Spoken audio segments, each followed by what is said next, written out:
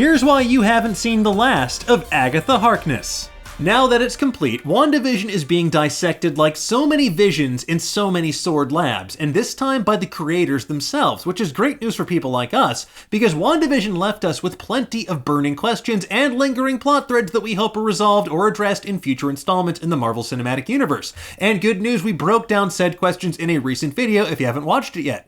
Thankfully though, we now have some clarity on at least a couple of those burning questions, the first of which being, what does the future hold for Agatha Harkness? Now, spoiler alert if you haven't watched the WandaVision finale yet, but that magic glurping witch, Agatha Harkness, is currently doomed to spend the rest of her days as Agnes, the nosy neighbor, in the no longer hexed version of Westview, New Jersey, at least until Wanda needs her again to stop whatever Wanda apparently unleashed or whatever Agatha was hinting at in her last-ditch effort to avoid suburbia. I'll be seeing you, Agnes. Not if I see you first, hon. Speaking with Rosie Knight on Nerdist.com, WandaVision series director Matt Shakman confirmed that we have not seen the last of Agatha Harkness, because when asked about if there are more Agatha stories that he wants to tell, Shakman said, yeah, 100%. There's a rich history where she's been, and there's a rich history to come, for sure. So as for what that rich history could be, the most logical option feels like Wanda or Stephen Strange needing to make some sort of Faustian bargain with Agatha for guidance in Doctor Strange in the Multiverse of Madness, given Agatha's apparent understanding of the Darkhold.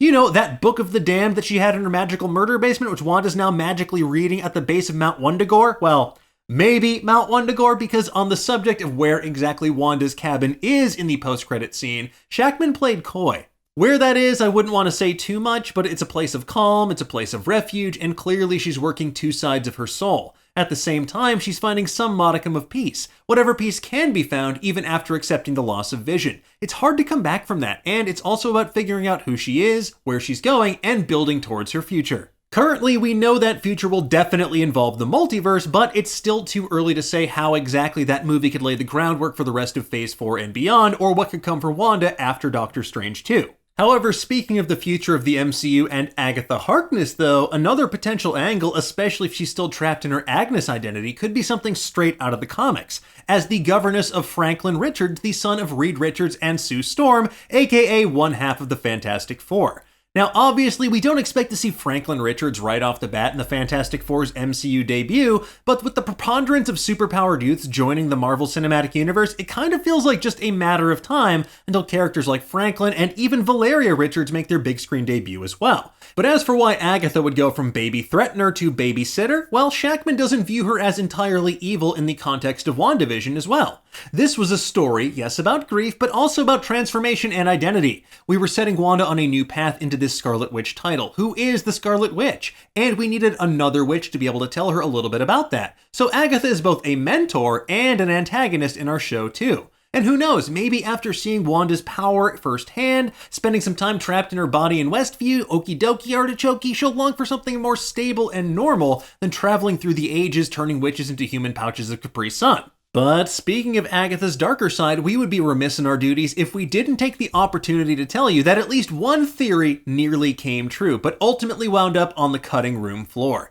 Agatha's trusty rabbit, Senior Scratchy, definitely exuded an air of fuzzy menace during episode 8 when her furry familiar gobbled up a magical bird like it was made of magical carrots.